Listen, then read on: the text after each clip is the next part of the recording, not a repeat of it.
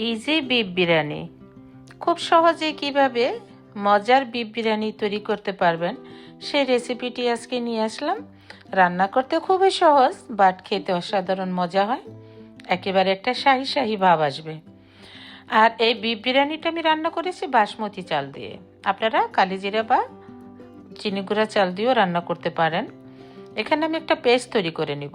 Tomato, কাঁচামরিচ, বাদাম আর পেঁয়াজ আর আদা রসুন সব মিলিয়ে ব্লেন্ডার করে একটা পেস্ট তৈরি করে নেব। আর এখানে দিয়ে দিলাম বিরিয়ানির মশলা। আপনারা শানের বা যে কোনো ব্র্যান্ডের একটা বিরিয়ানির মশলা নিয়ে নেবেন। এখানে আমি মাংস নিয়েছি হাড় ছাড়া, আপনারা হাড় সহ নিতে পারেন, সমস্যা নেই। তবে মাংসটা ভালো করে ক্লিন করে পানিটা ঝরিয়ে নেবেন। দিয়ে দিলাম স্বাদ মতো লবণ, দিয়ে দিলাম একটু শাহি গরম মশলা, এটা আমার যে শাহি গরম মশলাটা তৈরি করি সেটা দিয়ে দিলাম একটু, আর দিয়ে দিলাম মরিচের গুঁড়া। আর মরিচের গুঁড়াটা আমি একটু বেশিই দিলাম যাতে মাংসটা একটু ঝাল ঝাল হয়, বিরিয়ানির মাংসটা। আর এই মরিচের গুঁড়াটা দিলে মাংসটার কালারটা সুন্দর আসে। এখন আমি দিয়ে দিলাম আমি যে ব্লেন্ডার করে নিয়েছি সব কিছু মিলিয়ে সেই পেস্টটা। তবে হ্যাঁ, বাদামটা অবশ্যই ভিজিয়ে রাখবেন। এখানে আমি কিছুটা অ্যাভোকাডো অয়েল দিয়ে দিয়েছি। আমরা কুকিং অয়েল যেটা রান্না করি সেটাই দিয়েছি, আপনারা যে কোনো অয়েল দিতে পারেন। আর দিয়ে দিলাম টক দই। আমি এখানে প্লেন টক দই নিয়েছি। এখন দিয়ে দিব 2 চামচ গুঁড়ো দুধ, আর দিয়ে দিচ্ছি খাঁটি গাওয়া ঘি। দেখুন, এগুলো আমরা দেশে থেকে অর্ডার দিয়ে তৈরি করে আনি, গোয়ালবাড়ির থেকে। খুবই পিওর ঘি এটা। আর এখন দিয়ে দিলাম সামান্য একটু চিনি। আমি হাত দিয়ে খুব ভালো মতো ম্যারিনেট করে রেখে দিলাম অনেকক্ষণের জন্য। এখন আমি এখানে প্যানে ঘি দিয়ে দিয়েছি, আর দিয়ে দিলাম পেঁয়াজ, তেজপাতা আর হলো দারচিনি, এলাচ।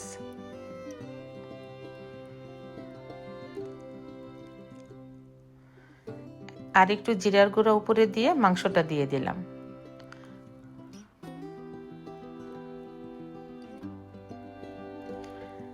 আর শাহি মশলা সব কিছুতে তো জিরার গুঁড়া আছে, তারপরও আমি একটু এক্সট্রা অ্যাড করে দিয়েছি। আর দেখুন কি সুন্দর কালারটা এসেছে মাংসের।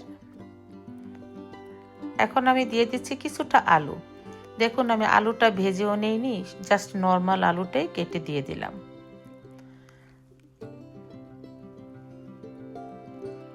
এখন কিছুক্ষণ ভুনাই নেব।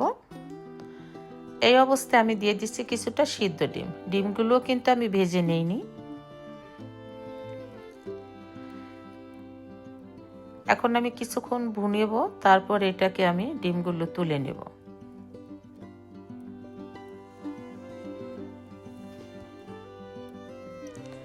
খুব আলতোভাবে কাজটা করে নিতে হবে, তা না হলে ডিমটা ভেঙে যেতে পারে ভুনানোর সময়।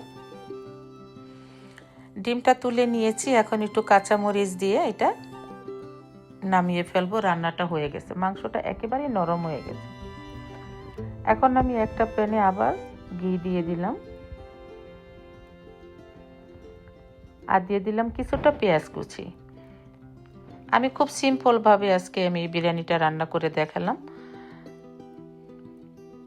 আর খুব কম সময় আপনারা বিরিয়ানিটা রান্না করে নিতে পারেন, কারণ এখন সবার ঘরেই গরুর মাংস থাকবে, খাসির মাংস থাকবে।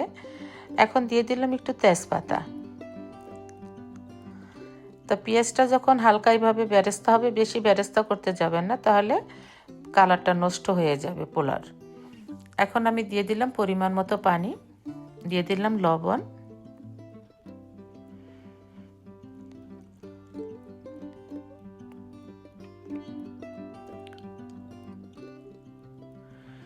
পানিটা যখন এভাবে বয়েল হয়ে আসছে, দিয়ে দিলাম কিশমিশ আর আলু বকরা, আর দিয়ে দিলাম ধুয়ে রাখা বাসমতি চাল। চালটা আমি পরে 10-15 মিনিট পানিতে ভিজিয়ে রেখেছিলাম।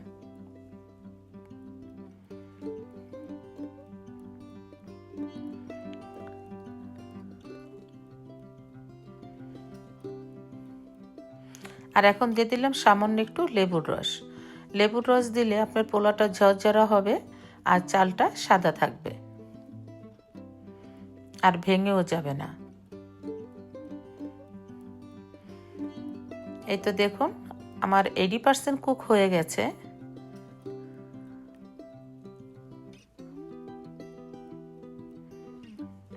আবার কিছুক্ষণ একটু দমে রেখে দিলাম।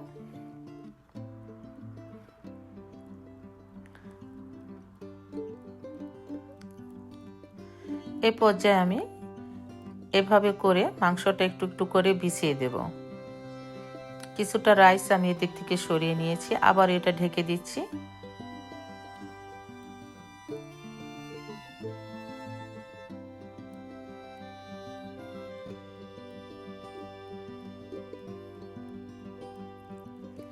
এভাবে করে সম্পূর্ণ মাংসগুলো আমি বিছিয়ে দিচ্ছি, আবার ঢেকে দিচ্ছি।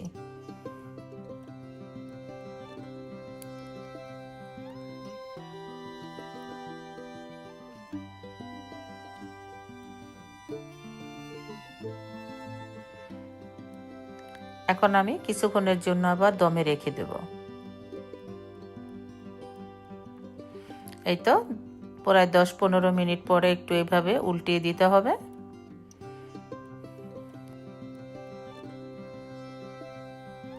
একটু হালকা করে আমি মিক্স করে দিচ্ছি।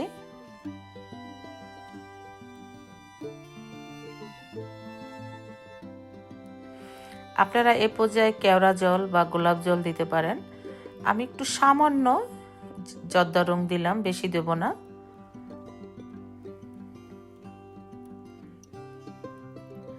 দিয়ে দিলাম কিছুটা পেঁয়াজ বেরেস্তা, আর দিয়ে দিচ্ছি কিছুটা কাঁচামরিচ। আমি একটু কেটে দিয়েছি মরিচগুলো। এখন দিয়ে দিচ্ছি কিছুটা বাদাম, কাঠবাদাম ভিজিয়ে রেখেছিলাম। তারপরে অবশ্যই এটা পিল করে নেবেন।